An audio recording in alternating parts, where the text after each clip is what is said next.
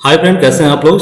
In the course of physics for IIT JEE advance and NEET हमने start किया था mechanics chapter, और mechanics में हमने फर्स्ट चैप्टर स्टार्ट किया था unit dimension. Okay, so it is last video of unit dimension, जिसमें हम लास्ट एप्लीकेशन पढ़ेंगे यूनिट डायमेंशन का। ठीक है, सो यूनिट डायमेंशन का लास्ट एप्लीकेशन है यूनिट डायमेंशन के सहायता से जो है डायमेंशन के सहायता से आप किसी फिजिकल क्वांटिटी के रिजल्ट को निकाल सकते हैं। ठीक है, मतलब फिजिकल क्वांटिटी के टर्म में किसी रिजल्ट को निकाल सकते हैं। ठीक है, जैसे यहाँ पे डायग्राम में सिंपल पेंडुलम दिया हुआ है, तो पेंडुलम का जो टाइम पीरियड होता है वो 2π√L/g होता है। ठीक है, तो इसको आप अपने प्रीवियस क्लास में पढ़ा होगा कैसे 2π√L/g आता है। आई थिंक 9th क्लास में आपने पढ़ा होगा शायद। ठीक है, बट वो जो मेथड था वो मैथमेटिकल मेथड था। यहाँ पे हम लर्न करेंगे कैसे हम डायमेंशन फार्मूला के हेल्प से किसी भी फिजिकल फार्मूला को डिराइव कर सकते हैं। गुड,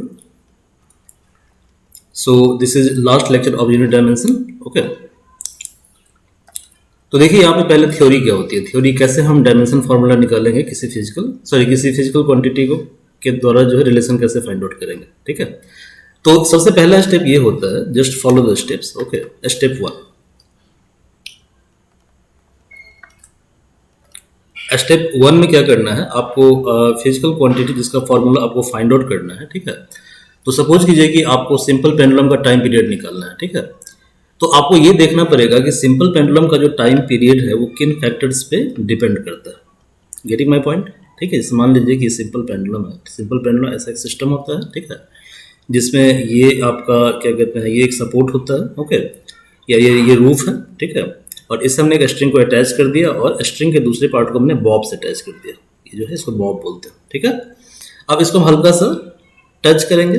ठीक है, हल्का फोर्स लगाएंगे, इस पर थोड़ा सा फोर्स लगाएंगे। तो जब फोर्स लगाएंगे तो ये जो सिंपल पेंडुलम है, ठीक है, ये क्या होगा, ये जो है इस तरह से ऑसिलेट करने लगेगा। ये डायग्राम थोड़ा गलत बन गया है।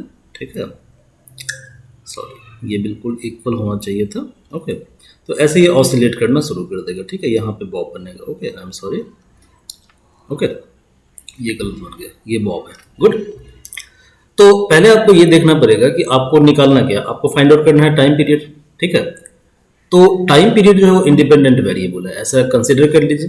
अब आपको ये देखना है कि जो टाइम पीरियड है, ठीक है, वो किन वेरिएबल्स पे डिपेंड करता है। ठीक है, तो सपोज करो कि टाइम पीरियड जो है कोई फिजिकल क्वांटिटी, यानी फिजिकल क्वांटिटी एक्स है। मैंने आपको बताया था प्रीवियस वीडियो में कि फिजिकल क्वांटिटी को फिजिक्स में एक्स से डिनोट करते हैं। गुड, नाउ आपको ये देखना पड़ेगा कि ये जो फिजिकल क्वांटिटी है ये किन किन फैक्टर्स पे डिपेंड करता है। ठीक है, तो हो सकता है ये फैक्टर पी पे डिपेंड करता हो, ये फैक्टर क्यू पे डिपेंड करता हो, ये फैक्टर आर पे डिपेंड करता हो। ठीक है, यहाँ पे पी क्यू आर क्या है, आर्बिट्रेरी फिजिकल क्वांटिटी है। ठीक है, जैसे यहाँ पे सिंपल पेंडुलम का जो टाइम पीरियड है, ओके, तो एक्स की जगह हमने क्या किया, सिंपल पेंडुलम का टाइम पीरियड, ये डिपेंड करता है लेंथ एल पे। गुड, ये जो लेंथ एल है, स्ट्रिंग का जो लेंथ है एल, इस पे डिपेंड करता है। ठीक है, ये डिपेंड करता है एक्सेलरेशन ड्यू टू ग्रेविटी पे डिपेंड करता है। ठीक है, एक्सेलरेशन ड्यू टू ग्रेविटी क्या होता है। ठीक है, तो जब किसी ऑब्जेक्ट को हम ऊपर की तरफ थ्रो करते हैं, अर्थ के ऊपर थ्रो करते हैं, तो अर्थ क्या करता है, अपने सेंटर के टुवर्ड्स इसको एक एक्सेलरेशन से, एक फोर्स से अट्रैक्ट करता है। Getting my point. तो जब फोर्स को हम मास से डिवाइड करेंगे तो क्या निकल जाएगा, एक्सेलरेशन निकल जाएगा। You know well. ठीक है, कि force equal to ma from Newton second law of motion, that's why acceleration equal to force by mass. Okay, तो जब किसी ऑब्जेक्ट को हम ऊपर की तरफ थ्रो करते हैं, ऊपर मतलब धरती से ऊपर थ्रो करते हैं। ठीक है, तो यानी धरती क्या कर रही है, धरती जो है अपने सेंटर की तरफ सभी चीजों को खींचती है एक फोर्स के द्वारा, जिसको हम बोलते हैं फोर्स ऑफ ग्रेविटेशन। ठीक है, तो आप ग्रेविटेशन के अगेंस्ट में वर्क कर रहे हैं। ठीक है, तो क्या होगा, जब ऑब्जेक्ट ऊपर से नीचे आएगा, ठीक है, तो एक सर्टेन एक्सेलरेशन के द्वारा आएगा, मतलब इसका वेलोसिटी लगातार क्या होगा, चेंज होगा। ठीक है, तो इसी एक्सेलरेशन को हम बोलते हैं एक्सेलरेशन ड्यू टू ग्रेविटी। ठीक है, तो सिंपली ग्रेविटेशनल फोर्स के कारण जो एक्सेलरेशन होता है that is called acceleration due to gravity. ठीक है, तो ये हम डिस्कस करेंगे आगे, ग्रेविटेशन एक चैप्टर है उसमें हम लोग डिस्कस करेंगे। थर्ड फैक्टर जिस पे डिपेंड करता है वो है मास ऑफ द बॉब। ये जो बॉब यहाँ पे लगा हुआ है इसका कुछ ना कुछ मास होगा, तो इस पर डिपेंड करता है। तो यदि कहने का मतलब ये हुआ कि फिजिकल क्वांटिटी x जो है that is function of P Q R, where in case of for simple pendulum, ठीक है, x is t, p is l, q is g and r is m। ठीक है, आप इसे कोई चेंज भी कर सकते हैं। ओके, आपको मन है तो आप m l g ले लीजिए। ठीक है, चलिए, तो इसे आप इक्वेशन नंबर फर्स्ट मान लीजिए, ये स्टेप नंबर 1 है। Now what about step 2। तो देखिए स्टेप 2 में क्या करना है आपको, ठीक है, कि एक फॉर्मूला गेस करना है। ठीक है, इस रिलेशन के बेसिस पे। तो guess a formula of general form, जिसका जनरल फॉर्म कैसा होगा, फॉर्मूला किस तरह से होगा, तो फॉर्मूला होगा x इक्वल टू p का पावर है a, q का पावर है b और r का पावर है c। ठीक है, ऐसा हमने फॉर्मूला गेस कर लिया, मतलब सॉरी इसको प्रोपोर्शनल भी करना पड़ेगा। ठीक है, कि फिजिकल क्वांटिटी जो है वो डिपेंड करता है प्रोपोर्शनल p का पावर a, q का पावर b और r का पावर c। गुड, तो यानी physical quantity x equal to हम क्या लिखेंगे, सम कांस्टेंट p का पावर a, q का पावर b और r का पावर c। ये स्टेप नंबर 2 है। स्टेप 3 में हम क्या करेंगे, देखो x ये जो k है ये तो कांस्टेंट है, तो कांस्टेंट क्या होता है, डायमेंशनलेस होता है। गुड, तो ये जो k है ये कांस्टेंट है, तो ये डायमेंशनलेस होगा, डायमेंशनलेस। अब हम क्या करेंगे कि x p q r इसके डायमेंशन फॉर्मूला को हम लिख लेंगे स्टेप 3 में। तो step number 3,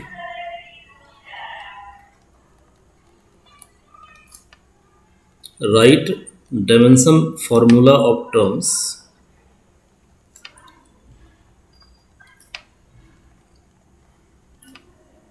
dimension formula of terms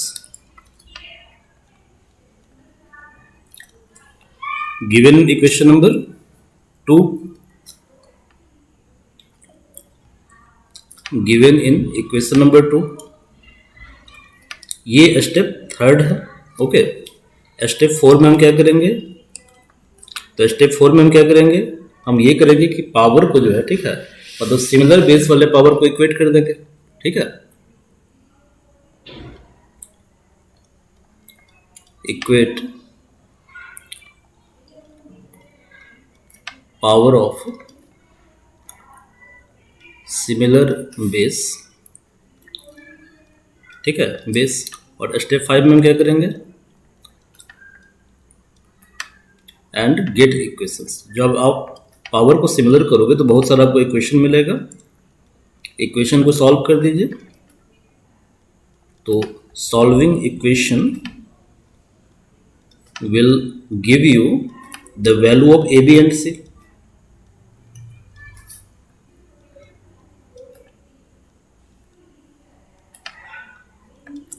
value of A b and c, यानी जब इक्वेशन को आप सॉल्व करोगे तो आपको ए बी सी की वैल्यू आ जाएगी। तो therefore X equal to कितना हो जाएगा, के का वैल्यू एक्सपेरिमेंटली फाइंड आउट कर दोगे। ठीक है, पी का पावर ए, क्यू का पावर बी, आर का power C, A B C आपको पता है, इस वैल्यू को आप पुट कर दीजिए। ठीक है, तो ये 5 स्टेप फॉलो करना है आपको। गुड, तो यहाँ पे क्वेश्चन दिया हुआ है कि centripetal force is of the form M A V B R C, find the value of A B C. ठीक है, तो पहले तो आप ये जान लो सर कि सेंट्रीपेटल फोर्स होता क्या।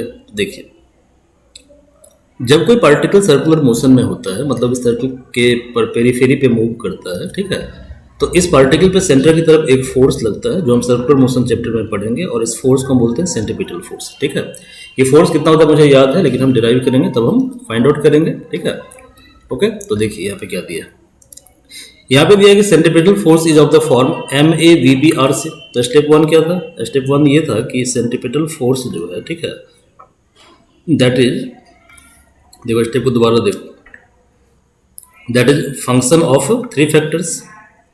तो it is function of mass, it is function of velocity, it is function of radius.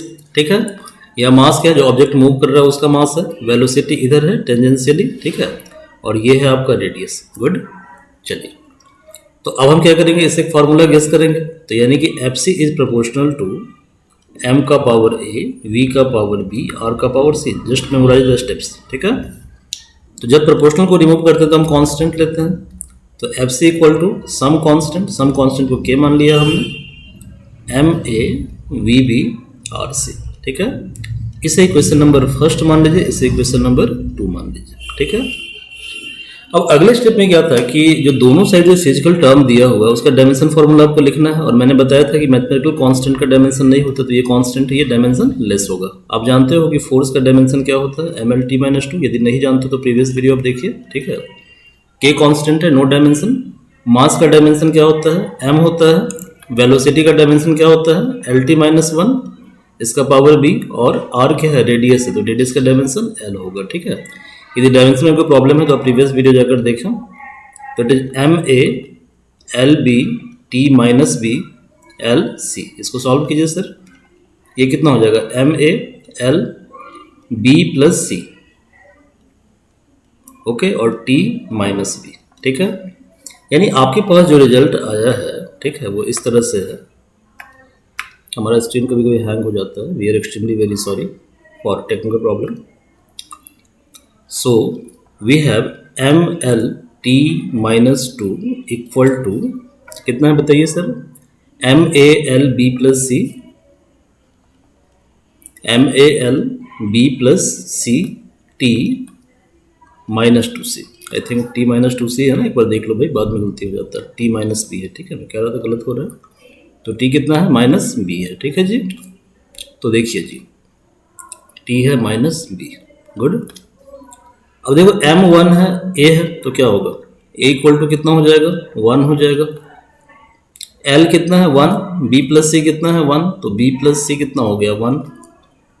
और t माइनस टू है और t माइनस बी है, तो minus B equal to minus two हो गया, तो b कितना हो जाएगा, टू हो जाएगा। अब b की वैल्यू आपको पता है, ठीक है, a की वैल्यू आपको पता है, तो b plus C equal to one दिया हुआ है, ठीक है, तो b की वैल्यू टू है, प्लस c की वैल्यू फाइंड आउट करनी है इक्वल टू वन, तो यहाँ से c की वैल्यू कितनी हो जाएगी, one minus two, that is minus one. ठीक है, अब देखो ये जो k है इसका वैल्यू एक्सपेरिमेंटली डिटरमाइन किया जाता है। ठीक है, तो आपके पास फॉर्मूला हो गया F C equal to, therefore from equation to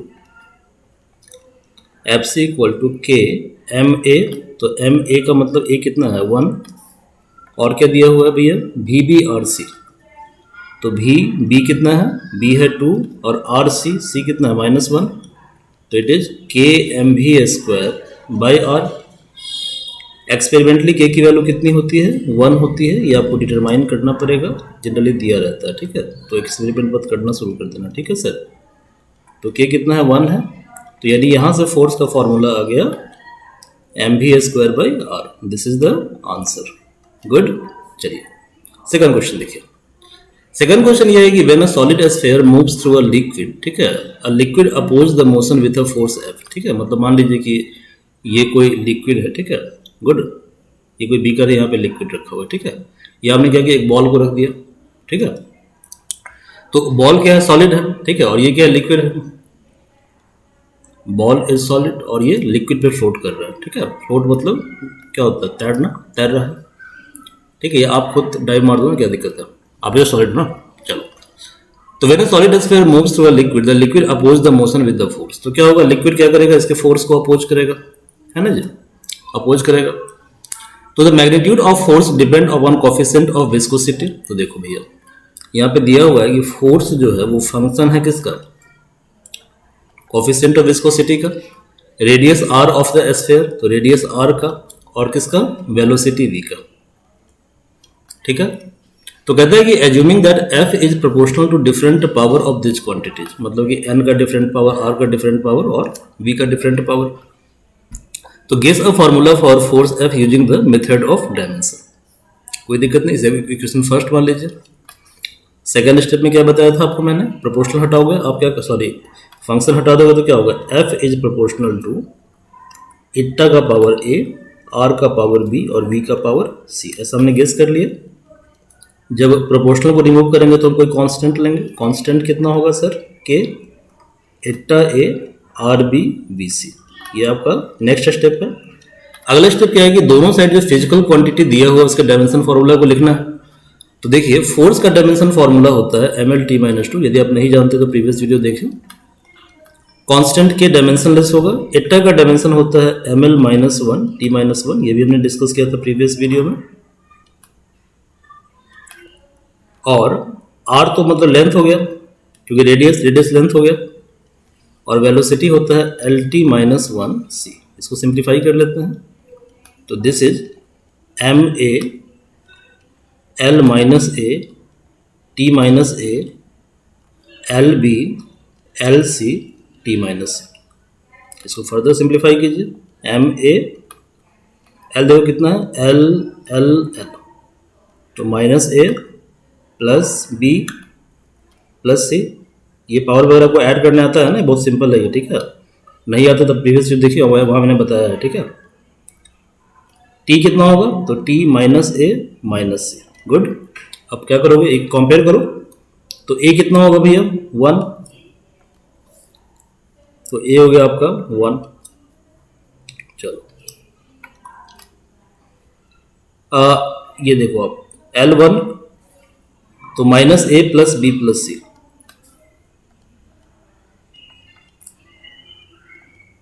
ये भी 1 होगा। और ये कितना है, -2 है, तो माइनस ए माइनस सी है -2।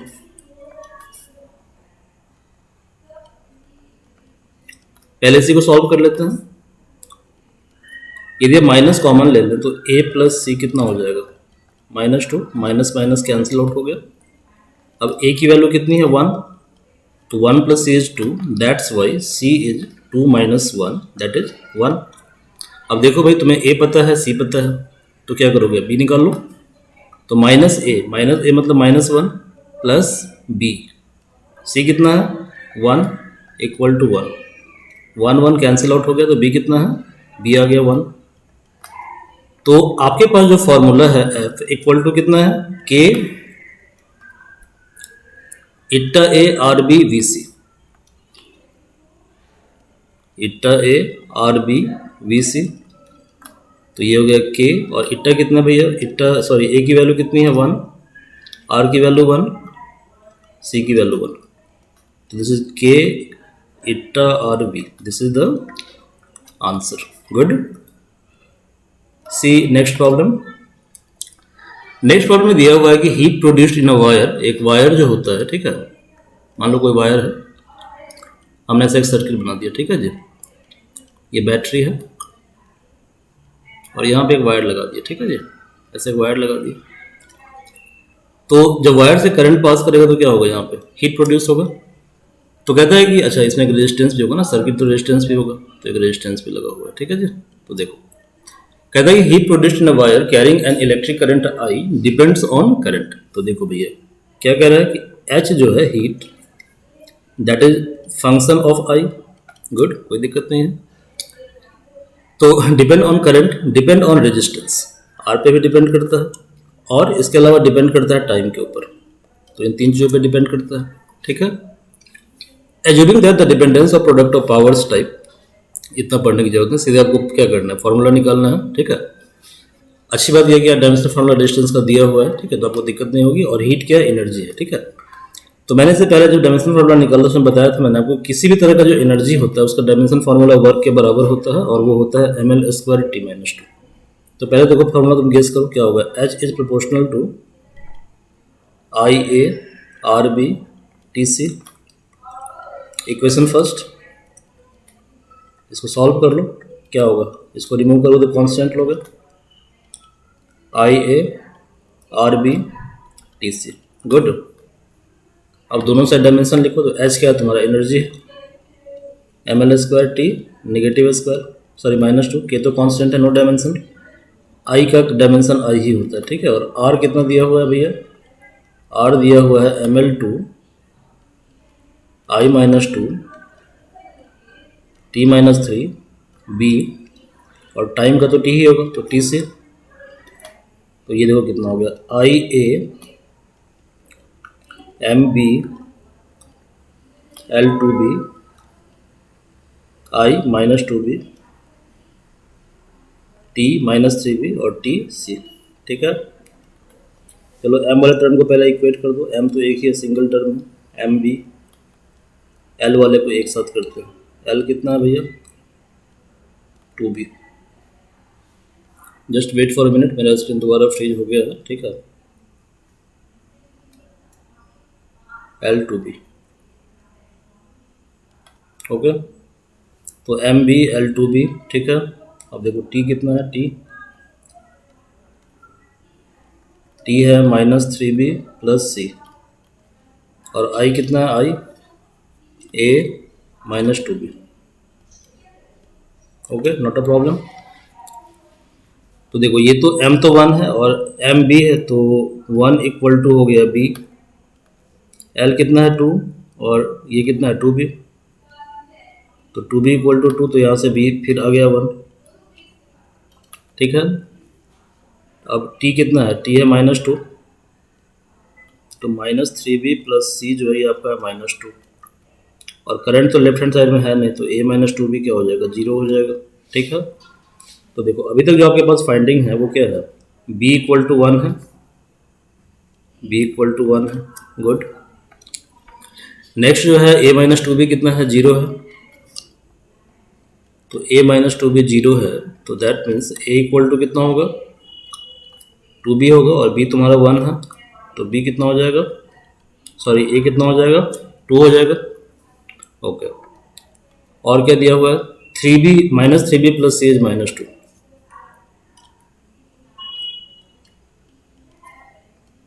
ये दिया हुआ है ना, एक बार चेक कर लो, -3 प्लस c इक्वल टू -2, ठीक है। आपको c फाइंड आउट करना है, तो b आपको पता है ना, b कितना है, 1 है, तो -3 इंटू 1 कितना होगा, 3 होगा, प्लस c इक्वल टू -2, तो that means c equal to -2 plus 3 that is 1।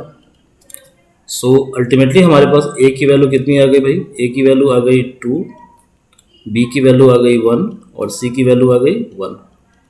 Formula क्या है, फॉर्मूला है h equal to k IA RB TC, IA RB TC, so this is k I, a कितना है 2, b कितना है 1, c कितना है 1, तो k I square R T, यानी किसी वायर के अंदर जो हीट प्रोड्यूस होता है वो कितना होता है, वो होता है some constant into I square R T. This is the answer, good. चलिए नेक्स्ट क्वेश्चन क्या है, अगला क्वेश्चन ये है कि the kinetic energy K of rotating body, मतलब कोई बॉडी है, रोटेटिंग बॉडी है, ठीक है, जैसे लट्टू होता है, लट्टू जानते हैं ना, ऐसा कोई बॉडी है, ये रोटेट कर रहा है, ठीक है जी, ओके। तो the kinetic energy K of rotating body depends on moment of inertia. Moment of inertia जो है वो मास के एनालॉगस होता है रोटेटिंग बॉडी के लिए, ठीक है, या रिजिड बॉडी के लिए, ठीक है। और जो रोटेशनल मोशन वहाँ पे हम डील करते हैं रिजिड बॉडी के साथ, ओके।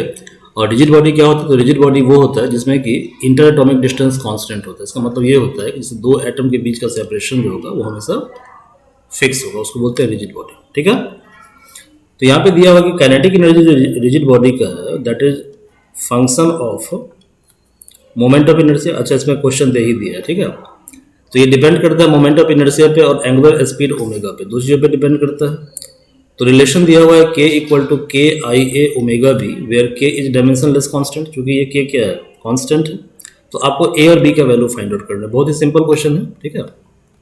क्या दिया हुआ है, k इक्वल टू दिया हुआ है k I a omega B. तो एनर्जी का डायमेंशन फॉर्मूला होता है any kind of energy ml square T minus two. यदि आपको नहीं आ रहा तो प्रीवियस वीडियो देख लो। ये तो k कांस्टेंट है, नो डायमेंशन। I क्या है, मोमेंट ऑफ इनर्शिया है, तो ये होता है ml स्क्वायर।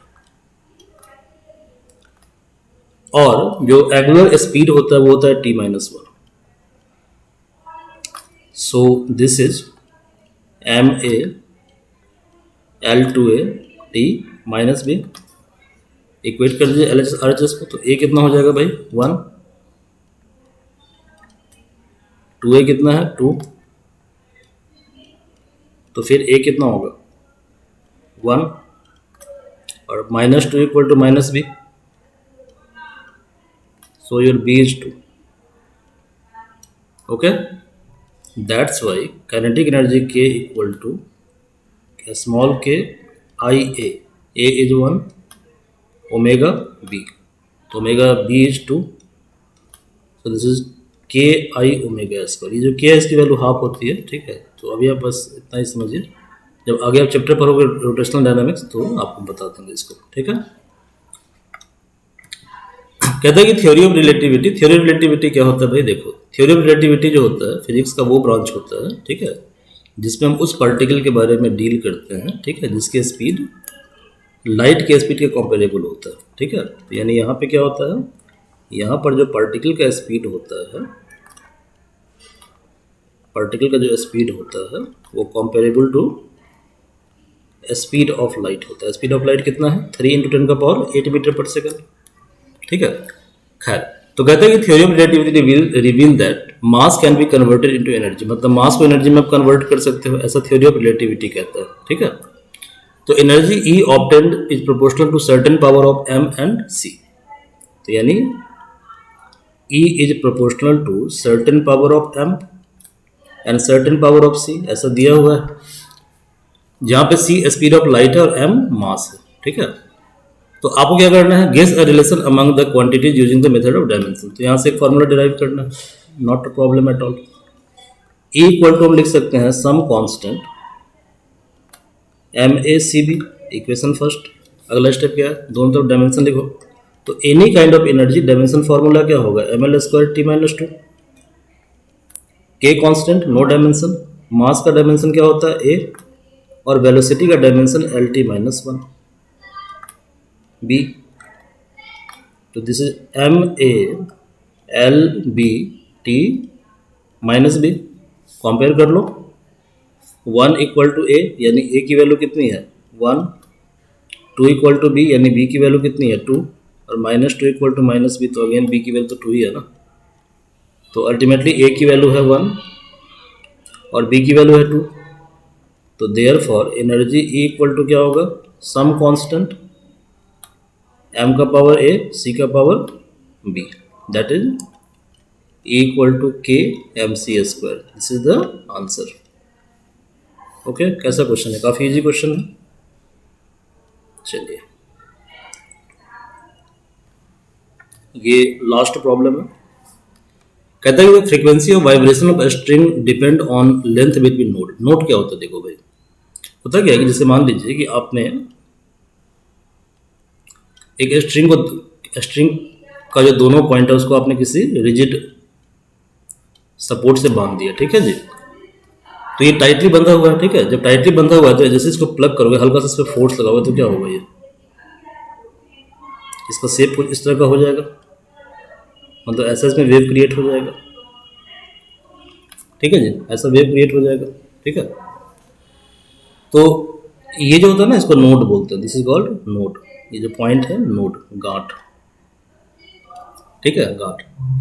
तो कहता है कि frequency of vibration of string depends on length L between node. ठीक है, नोड के बीच का लेंथ L दिया हुआ है। ठीक है, तो सिंपली देखो फ्रीक्वेंसी जो है वो प्रोपोर्शनल किसके है? लेंथ L के। Tension F in the string, तो टेंशन कितना दिया हुआ है? F, रस्सी में तनाव होगा, दैट इज टेंशन। और मास पर यूनिट लेंथ M, ये M जो है मास नहीं है, मास पर यूनिट लेंथ है। ठीक है, तो आपको क्या करना है? फ्रीक्वेंसी का फॉर्मूला निकालना है डायमेंशन एनालिसिस। तो F इक्वल टू क्या होगा? Some constant LA FB MC। Equation first. अब देखो फ्रीक्वेंसी का जो डायमेंशन फॉर्मूला होता है वो क्या होता है? T-1। K तो कांस्टेंट है, नो डायमेंशन फॉर्मूला। ओके, देखो ये हमारा स्क्रीन फ्रीज हो गया है। ठीक है, तो थोड़ा देर वेट करो। ठीक है, तो फ्रिज से पानी पियो, ठंडा पानी। K क्या कांस्टेंट है? अब देखो L क्या है? लेंथ है, LA। फोर्स क्या होता है? फोर्स होता है MLT-2B। और यहाँ पे मास मत लिखना, यहाँ पे क्या है? मास पर यूनिट लेंथ, मतलब क्या हुआ? M/L, तो ML-1। ठीक है, तो ये हो गया LA MB LB P-2B MC L-C। Good. और वेट करो, LA LB -C, A + B - C, M B + C और T-2B। अब देखो यहाँ पे जब इसको सॉल्व करोगे, ठीक है, तो क्या आएगा? पहला रिलेशन तो आएगा A + B - C = 0। क्या यहाँ देखो L है, लेकिन LHS में L है नहीं, तो L का पावर 0 कर दो। M का पावर B + C, यहाँ M का पावर 0 है, जो कि M है नहीं, तो B + C क्या हो गया तुम्हारा? 0 हो गया। और देखो T का पावर -1 है, तो -1 = -2B so two B equal to 1, तो बी इक्वल टू कितना होगा 1/2। अब देखो बी प्लस सी कितना है 0 है, तो बी तुम्हारा है 1/2 प्लस सी इक्वल टू 0, तो सी कितना होगा, सी होगा -1/2। ठीक है। अब देखो ए प्लस बी माइनस सी, तो ए और बी कितना है 1/2, ए प्लस बी माइनस सी कितना है -1/2 इक्वल टू कितना है 0। तो देखो 1/2 माइनस माइनस प्लस 1/2, 1/2 कितना होगा 1 होगा, तो ए प्लस 1 तुम्हारा कितना है 0 है, तो ए कितना हो जाएगा -1। तो अल्टीमेटली हमारे पास जो रिजल्ट आया, ए का वैल्यू आया -1। ठीक है। बी की वैल्यू कितनी आई है, बी की वैल्यू आई है 1/2 और सी की वैल्यू -1/2। श्योर ना, चलो सी की वैल्यू -1/2। तो देखो भैया यहाँ से आंसर क्या आ जाएगा। तो रिलेशन क्या है, F equal to K L A F B M C. K क्या है, L A M B L A F B M C. तो ये हो गया आपका के एल ए का, ए कितना है -1, एफ बी कितना है 1/2 और सी कितना है -1/2। ठीक है। देखो ये तो के और एल -1 तो के बाई एल हो जाएगा। ठीक है। और यहाँ देखो एफ 1/2 है। ठीक है। और एम -1/2 तो नीचे आ जाएगा एम, तो इसको लिख सकते हो आप K by L F by M, इसका पावर कितना है 1/2। तो that means frequency F equal to K by L. और देखो 1/2 क्या होता है, रूट होता है ना, तो root f by m. This is the answer. Okay.